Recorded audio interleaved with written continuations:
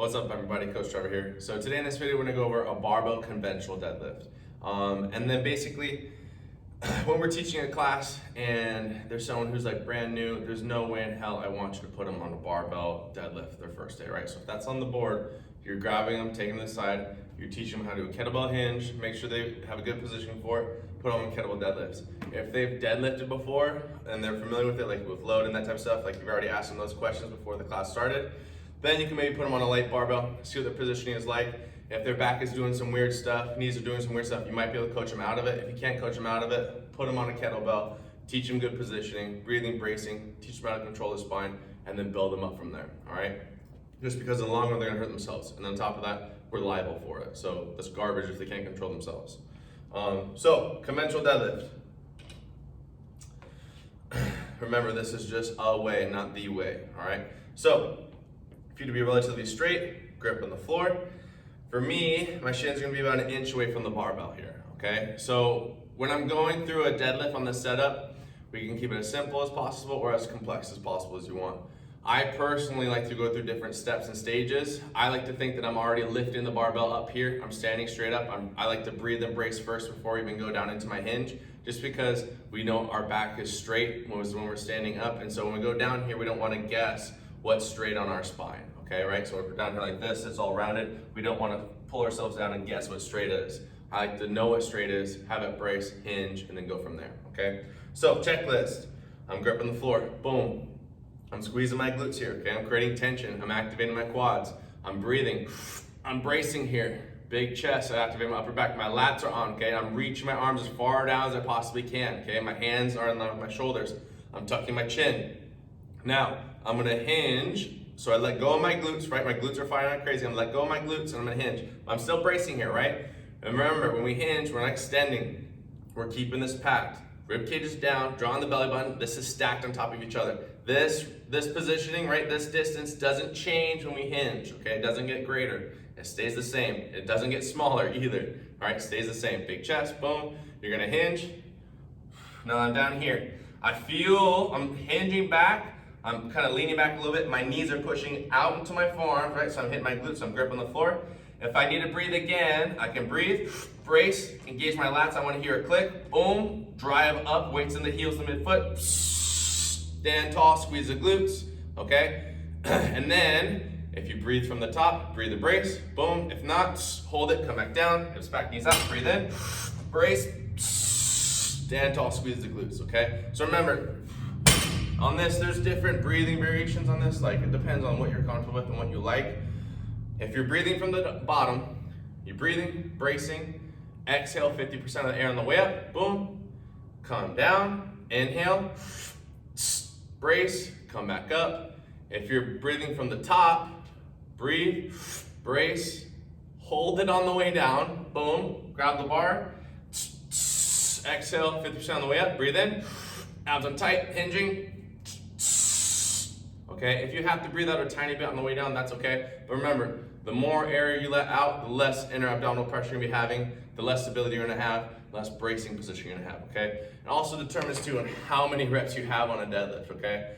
This is more of a strength-based exercise. So like going to like 15 and 20, that's more like a muscular endurance. There might be better options for that rep range, okay? And of course, when we're watching this, right, there's so many things that can go wrong. Okay, so for one, first off, when people are doing this, the bar positioning is always super far away from their body, okay? So it's about like down by their toes, side profile, let's just do this. We'll change this up a little bit. The bar is gonna be by their toes, so they're way out over here. Their shins aren't close enough to the barbell here. Another thing is they might be too squatty, right? So their knees are going way past their toes like this, so the bar has to go around their knees in order to even stand up. They could be, obviously, too hingy on this, because if it's conventional, keep it conventional. Right? If the exercise calls for an RDL, make it an RDL. But conventional, you want a little bit of knee bend. Dominantly, hammies and glutes, right? The posterior chain, lower back, lats, that type of jazz. But you're still getting a little bit of quads too, because you got that knee flexion on it too.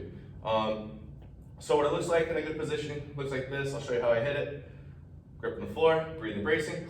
Abs nice and tight, boom. I'm gonna hinge. My back doesn't change position at all. That's the goal. Now I'm here, same thing. Breathe and brace if I need to. I create tension with my lats. Stand tall, squeeze the glutes like hell. Lats are on, boom, tucking that chin. Good. Take a breath. Out of the tight hinging. Boom. So, like I said, you're watching the back positioning as it's starting. Like if the back is changing position during the movement, dude, stop. Okay, have them stop.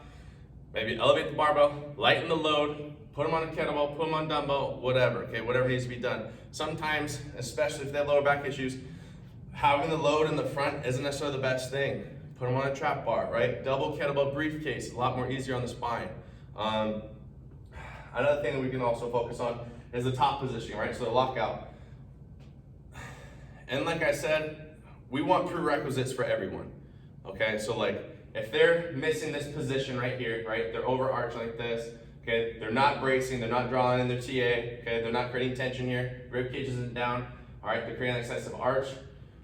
For one, they haven't probably got that good at a plank yet, right? Where we taught them to tuck the tailbone in the RKC plank, draw on the belly button, rib cage down, because that's basically the lockout position. And then also on top of that too, maybe they're not familiar with adjusting their pelvis, so they haven't even addressed the pelvic tilts. So like, you need to take them away from the barbell, put them on those things, build them up first, get them good at moving their body, and then it's like, okay, let's jump back into this barbell, okay? And that's just a few things, right? Maybe the head positions forward like this, okay? Or the shoulders are rounding forward, or they're shrugging on it, okay? Or they're bending their arms. There's so many things that are going on that could happen. So first off, when it comes to this, I would focus on spine, okay? Watch the back, because I've hurt myself on a deadlift plenty of times, okay? Especially on a barbell deadlift, all right? For me, I know personally, I'll hit a barbell deadlift, I won't go super heavy.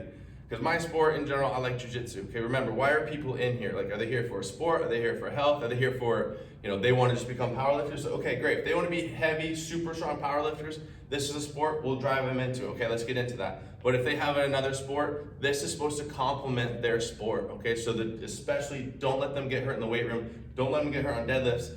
And if they're, not smart and they're not thinking right, and they just like jump to super heavy weight, we need to be the person that's monitoring them and making sure like, hey dude, like, that stove is hot, don't burn yourself, bro. Like that type of stuff. So it's on us and it's on them too, but it's important that we set them up as well as we possibly can to where they can get stronger, they don't get hurt, right? And they feel good after the workout and they build up their confidence, okay? So there's so many things we can probably dig into this, but realistically that's probably good enough. If it looks sketchy, it probably is, and then just modify it to where they're doing something different.